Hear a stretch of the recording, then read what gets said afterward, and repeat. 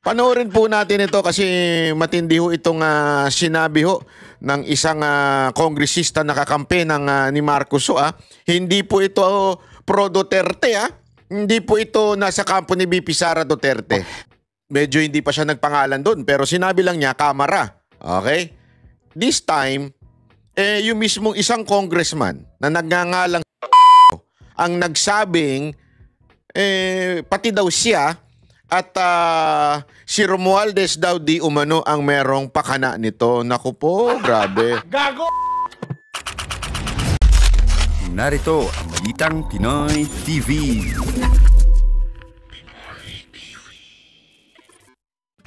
Magandang araw sa inyong lahat. Ako po si Banat Bay at eto na nga pag-usapan po natin ng mga issue sa lipunan. At alam nyo, simula na kagad natin ng malupit na issue patungkol po dito sa ni-reveal po, ng isang kaalyado ni Marcos at isang congressman. Ni-reveal niya na talagang, si Romualdez ang merong pakana ng lahat ng pag-operate laban dito kay Chis Escudero. Naku po, hindi maganda yan.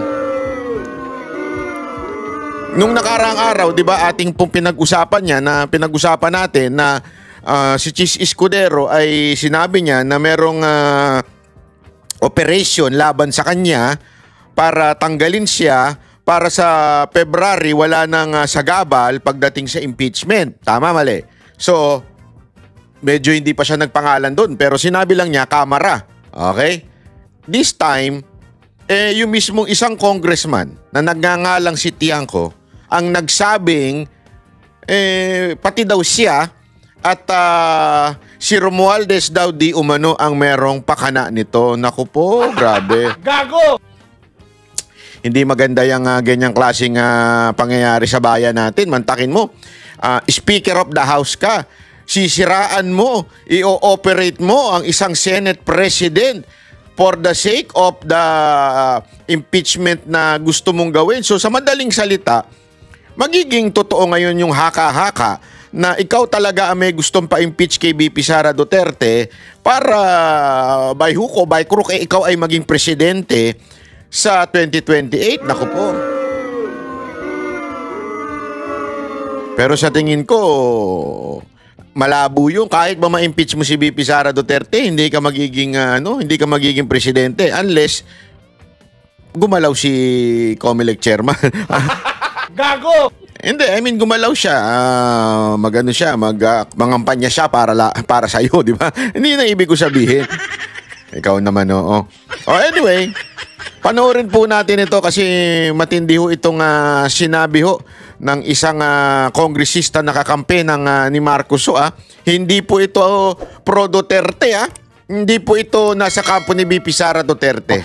May pasaring din si Senate President Chis Escudero. He's been saying that your colleagues there are behind what he says is a demolition job against him. Do you have reason to believe that? So you confirm that? Because it's the same. Oh, grabe no. Talagang approve sa. Yes. Hindi pa tapos yung question. Yes. Oh, di ba? Meron talagang demolition job against si Chis Escudero. People na tumitira sa akin, yun din ang tumitira sa kanya, no? I mean, this is for another episode. It's a long episode. It's a long story, but pinagdududahan kasi ni Martin na sino Martin niya? Martin Yubera? Laruin mo. Kami ni Chis magkasabwat doon sa supposedly pagtanggal sa kanya. Sabi ko, hindi naman ako close kay Chis. Bakit naman ako ang kami inko-connectan yung dalawa? Wala naman kaming, I mean, yan yung pinagsimula ng lahat na yan. Diba? So akala niya tatanggalin siya. So naning yung mama. At ang akala, magkakuntsaba daw to si Tiangco tsaka si SP, di ba? Si Escudero. Kaya tuloy, naaning daw itong si Romualdez. Naku po. Gago! Hindi maganda yung ganyan. Yung mga naaaning, alam naman natin ibig sabihin yan. If you will recall, Carmina, I think dati may mga lumalabas-labas na mga news na kami daw ni Chis parang pinagplaplanuhan namin siya. And he told me that. He told me that. Oh, naku po. Ayan na. Hindi yan, ayan po yung ebidensya. Kasi remember, ang evidence ay maaring sa material o merong resibo or something. At meron din yung tinatawag na evidence na testimonial evidence, di ba? Na mismong ikaw yung naka-witness, kausap mo, nakita mo, kaya mo sinasabi ngayon na ito, ebidensya ito. Ako mismo, nandun ako. Ito, sinasabi niya, ako mismo. Sabi mismo sa akin ni Romualdez, ganito, ganyan. Oh, nako. Ito may ebidensya. Di ba? Malinaw, ebidensya po ito. Na there was a time kasi hindi na kami nag-uusap niyan eh. Sabi ko, bakit naman ayaw mo kong kausapin? Kung may problema, mag-usap tayo, di ba? So, sabi niya, may nakadating daw na report sa kanya, na ganito, ganyan. Sabi ko, paano naman ako masasama dyan? Hindi naman kami close ni Cheese. And at that time, he was the one who told me to meet Cheese. Sabi ko, kaya ko lang naman nakausap si Cheese. At yung unang meeting namin ni Cheese noong 2024 was in his townhouse. You can ask Cheese. All right. Sabi niya kasi sa akin, kausapin mo si Cheese kasi may mga idea siya at tungkol sa kampanya. So, willing siya tumulong. Kaya ako naman, sige, okay, that was before the elections. So, doon pa kami nag-meeting sa townhouse niya sa Polo Club. So, sabi ko sa kanya, nung after that, nung medyo nagdududa siya sa akin, sabi ko, Speaker, ikaw nagsabi sa akin, tinawagan mo ako sa bahay, sabi mo, i-meet ko si Cheese, kaya nag-set kami ng meeting, doon pa kami nag-meeting sa townhouse mo. So paano mong sasabihin na kami nagplaplano? Grabe ka praningan niya, ha? Hindi, mantakin mo.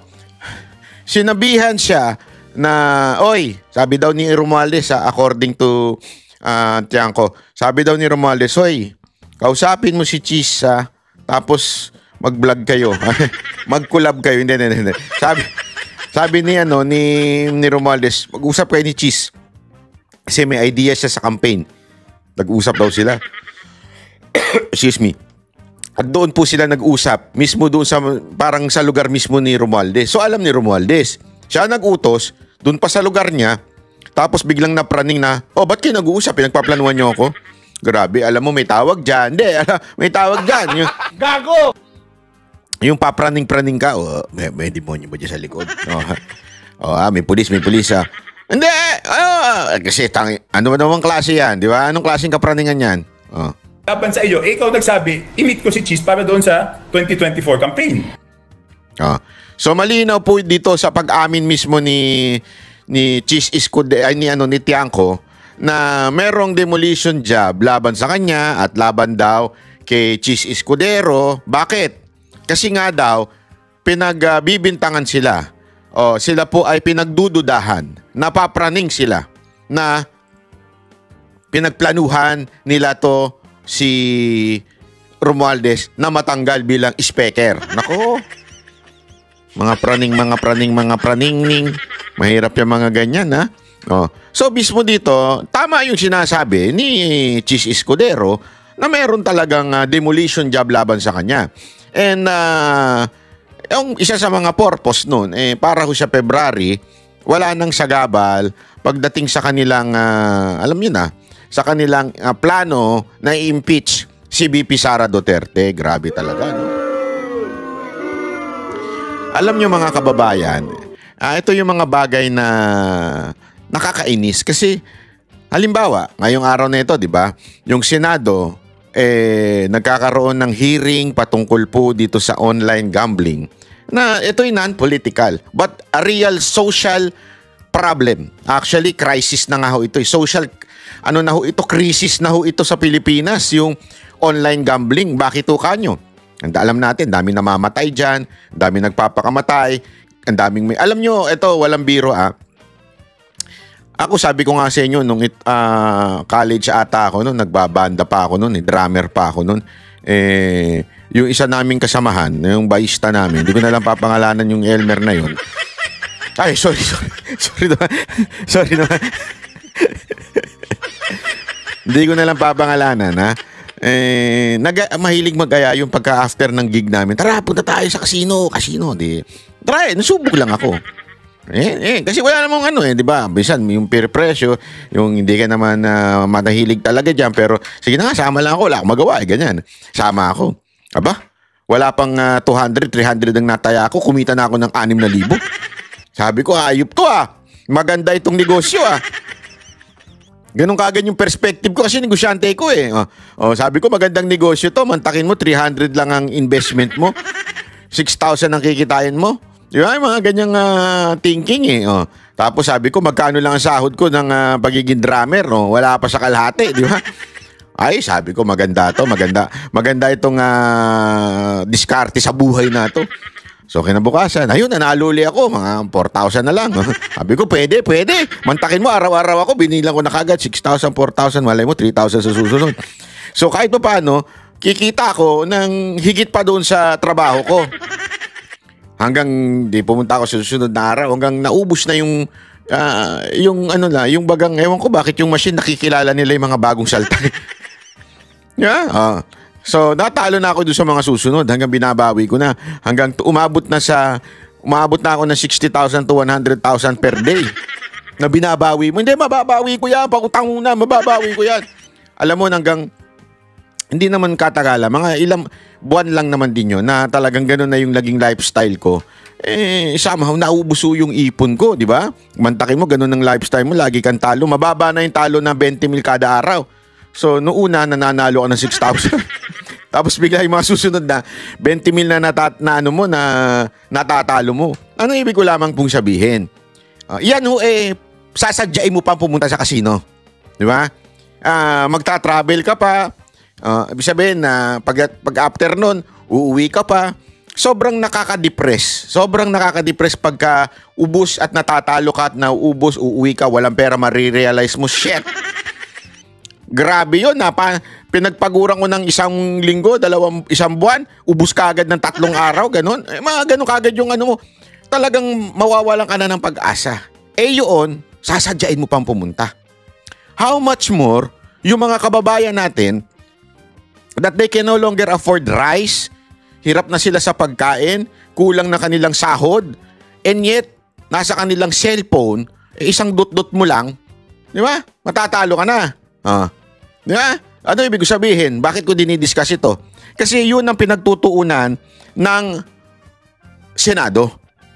Ang Senado, ang gumagawa ng solusyon, kaya nga ang init ng ulo nila dito sa bagay na to, kasi marami na itong napapatay, marami nang nagpapakamatay, marami nang nagiging resulta ay krimen dahil sa nagkakautang-utang. Kaya ito ay krisis na sa Pilipinas. And the Senate is focusing on this. While the Congress o the House of the Representatives, di ba? Ang House of Representatives ang focus demolition job kay Chis Escudero. Yun ang focus nila. Gago! Di ba? Bakit? Because kailangan natin mapalitan yan. Nandyan yung bata nating si Soto. Kailangan natin mapalitan yan. At tapos, para sa February, malinis na ang daan patungo sa impeachment ni VP Sara Duterte. Nakita nyo kagad dito na politika ang inaasikaso ng House of Representatives, itong lower house. Ang inaasikaso nila, paano nila ma-impeach si VP Sara Duterte para sa 2028 yung kanilang leader ay maging presidente, di ba? Tangin ng politika yung buwisit Hindi, kesa na ang gawin sana kung anong mga batas na maaaring gawin para makatulong at maging mas komportable ang mga mamamayang Pilipino. Kasi imaginein mo yung unang araw pa lang sa Senado, napakarami ng batas na sinasagmit yung mga senador. Unahan yun di ba? Parang hindi ko alam kung bakit pero ganun yun, unahan, ang dami. 24 lang sila. Sobrang dami ng batas na nakapending na dapat pag-ukulan ng pansin ng mga senador. Imaginein mo, ilan ang congressmen natin? Ilan ng nasa house? Di ba? Ilan sila? 200 plus? Imaginein mo 200 plus magpapasa ng mga batas yan. O magpapasa ng mga bill na gusto nilang maging batas. Imaginein mo na lang yun. Napakaraming issue nun. Napakaraming talakayin nun. Napakarami dapat sanang pagdebatihan. Hindi itong pagpapatanggal kay VP Sara Duterte. Imagine niyo na lang yun, di ba? Kaya sinisira talaga ng politika. Alam mo, ako nalulungkot eh. Talagang every time I go out of the country, nalulungkot ako. Kasi makikita mo talaga na ang Pilipinas ay paurong. As in, ang ibang bansa, paabante ng paabante, paganda ng paganda, tayo paurong. Alam niyo kung bakit? Dahil sa lintik na mga politikong politika lang ang inaatupag. Instead na yung kapakanan ng mga mamamayan nila. Alam mo, ako, sabi ko nga sa inyo, mula noong ako'y kolehiyo o yung after college pala, na nagmamanage na ako ng entertainment, naikot ko na mundo eh. As in, lahat, Middle East, UK, etong Europe, napuntahan ko na ho ito. America, Asia, naikot ko na. Nakakalungkot lagi eh. Bakit kanyo? Even if sometimes, di ba, ang sarap-sarap sa ibang bansa, happy-happy, walang traffic. Alam mo yun, dito talagang tuwan-tuwa ako, di ba? Nag-rent pa nga ako ng Vespa eh. Bakit? Bakit Vespa ang nirent ko? Ba't hindi ako nag-rent ng big bike? Una-una, okay lang kahit Vespa. I mean, sa Pilipinas, pagka mas maganda naka-big bike ka, at least less ang sita, di ba? Kasi bakit? Yung mga power trip. Pag maliliit, pinagpa-power trip nila. Pero pag mga big bike, medyo ilag sila. Lalo na kung naka-BM ka, di ba? Ganon dun eh. Dito, walang ganon. Pantay-pantay kayo kahit nakabisikleta ka. As a matter of fact, yung bisikleta nga dito, prioridad pa eh. Talagang meron silang sariling linya, may sarili silang stoplight. As in, may sarili sila at huwag kang haharang doon. Subukan mo humarang doon, nyari ka doon. Ganon katindi ang sa ibang bansa, di ba? Sa atin, putang ina, may bike lane, di naman ginaayos. Hindi, di ba? Alam niyo yun, may bike lane pero dinadaanan din naman ng motor. May bike lane pero may mga benta dyan sa tabi-tabi, mga tindera. May bike lane pero nakaginawang paradahan ng jeep. I mean, paurong tayo eh. Yung ibang bansa, mga kababayan, nini-encourage na lang talaga nila na total electric na. Para talaga nga namang mag-survive, hindi na nakadepende sa Middle East, kung ano man yung kalakalan doon.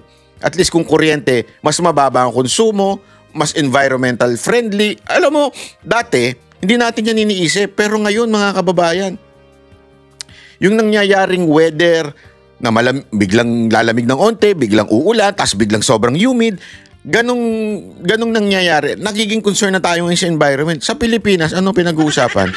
Tangina, i-pick upin yung basura. Hindi, nakikita ninyo. Dahil sa mga lintik na politiko, ayaw bayaran yung mga basurero. Ang problema natin, paano pipick upin ng basura? Di ba paurong? Dapat noon pa yan eh. Ngayon paurong. Ganong katindi ang Pilipinas. Bakit? Dahil nga po sa mga politikong walang iniisip kung hindi magnakaw, maging ma-retain sa posisyon, at magkaroon ng flood control project. Pag walang basura sa karsada, walang flood control project. 'Di ba? Yan ang totoo. Kasi nga pag may basura, may baha. So kailangan ng flood control project. Pag may flood control project, tiba-tiba na naman si DPWH na na mga opisyal. At syempre, pag tiba-tiba yun, tiba-tiba din yung mga congressman. Eto pa, bibigyan ko pa kayo ng isa pang namumulitika. Naku sa... Ito na nga mga kabalita. Ano na ang masasabi nyo patungkol sa balitang ito?